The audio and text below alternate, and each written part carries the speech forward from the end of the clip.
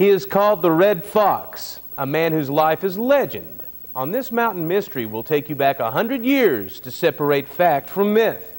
Was Doc Taylor lawman, preacher, or murderer? Look into the face of good Doc Taylor. He preached, he delivered babies. Now look at the Red Fox, lawman gone bad, spiritualist, murderer. Each man one and the same, a dual nature whose life blurred the lines between history and legend. As a theater piece, Red Fox, Second Hanging, has been performed off and on for 20 years. As an actor, Gary Slimp has shared this fascination with the Red Fox with others. What grudge compelled Doc Taylor to ambush a moonshiner at Killing Rock? We're not real sure if, for instance, if Doc Taylor actually killed these people. We're not real sure if indeed he did kill the people. Did he hang for the murders? There's some question about whether or not he even died in the gallows, because the gallows was enclosed and nobody knows for sure what went on inside. So I think it's just that idea of it being a real good story that nobody has a pat answer to exactly how it ended. About a mile from here, near the Kentucky-Virginia border, Killing Rock sits along the Red Fox Trail.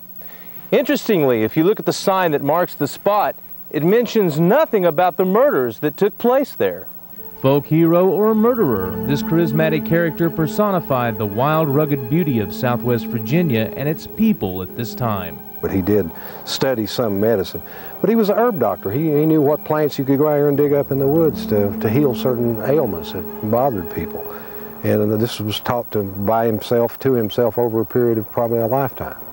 And this, coupled with the fact that he had this mystical view of nature and a mystical view of man and the spirit world, and it just makes for a real interesting story. This man, he sort of did it all. He had his finger in a lot of pies. And plus the fact that he was somewhat of a ladies' man didn't hurt his reputation any either.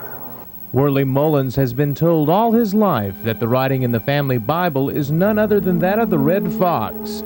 And could that be Doc Taylor in this family picture with his grandmother? He was acquaintance with my grandmother, because right here is living proof, or I meant the proof right here in this picture. But they weren't married? No, no. Now, like I said, I don't know what kind of relationship they had. Convicted of murder, he spent his time in jail with men he had put there in the first place. The day of his hanging, he preached in a white linen suit for 2 hours. The closed gallows and burial in an unmarked grave sealed his fate. Or did it? The rumor has it also that the people inside the gallows were Mason brothers of Doc Taylor, so that sort of makes the plot thicken again. Maybe perhaps they did whisk him out of here, and maybe he is buried in Missouri instead of the cemetery in Wise in an unmarked grave. For Mountain Mysteries in Wise County, Virginia, Greg Wallace, News Center 5.